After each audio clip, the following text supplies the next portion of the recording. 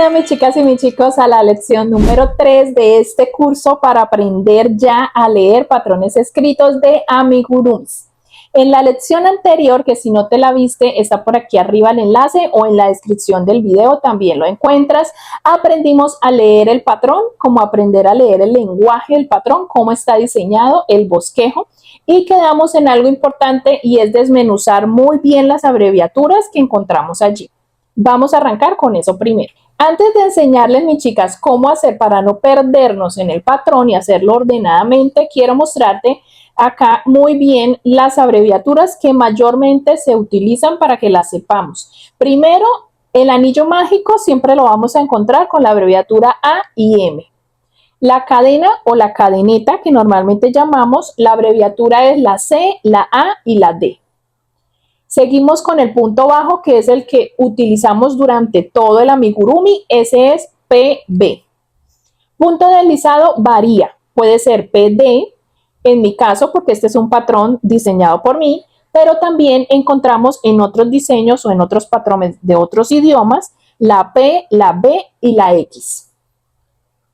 Pasamos al medio punto o punto bajo alto, o medio punto alto, porque tiene muchos nombres, no sé cómo le digan en sus países. Las iniciales es MPA. Punto alto, simple, PA. Punto alto doble, que es tomando dos hebras, PAD. Punto por hebra trasera. Aquí es donde nos confundimos, mis chicas. Esto es para que tú tejas los puntos tomando solo la hebra trasera del punto de la ronda anterior. Esto se simboliza o se abrevia en PHT. Yo lo hago así, o PHD, que significa punto por hebra delantera. Cuando ponemos la D al final es delantera. Pero en otros idiomas lo conocen también como BLO, BLO, por hebra trasera. Y por hebra delantera a veces lo conocemos como FLO. Eso es en otros idiomas que en el módulo final, en la lección 4, estaremos hablando un poco al respecto. En disminución encontramos D, I, S, M. Esas son las iniciales. Y en aumento sencillo, A, U, M. Esas son las de aumento.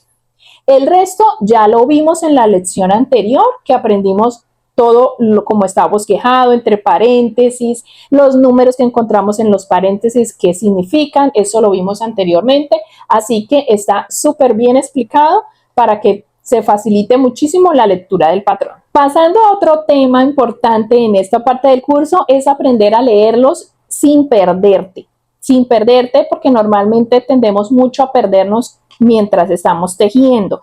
¿Qué hacemos? En mi caso y en todos los tutoriales, mis chicas, que ustedes ven en mi canal, yo les he enseñado a subir con una cadena cada ronda y terminar con punto deslizado en esa inicial cadena.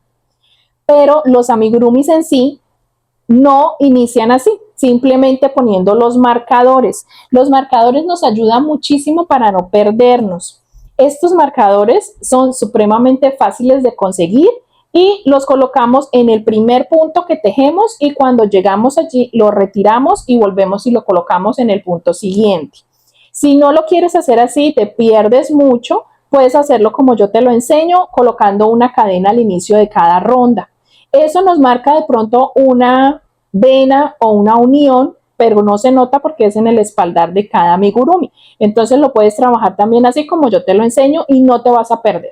Lo siguiente, mis chicas, es el conteo de las rondas. Nos olvidamos por completo en qué ronda estamos. Si tienes el patrón escrito, es muy fácil ir punteando cada vez que terminas una ronda para saber en cuál ronda estás. Si llegado el caso, debes parar, hacer otra cosa o hacer otra actividad y tienes que volver. Ya sabes en qué ronda quedaste.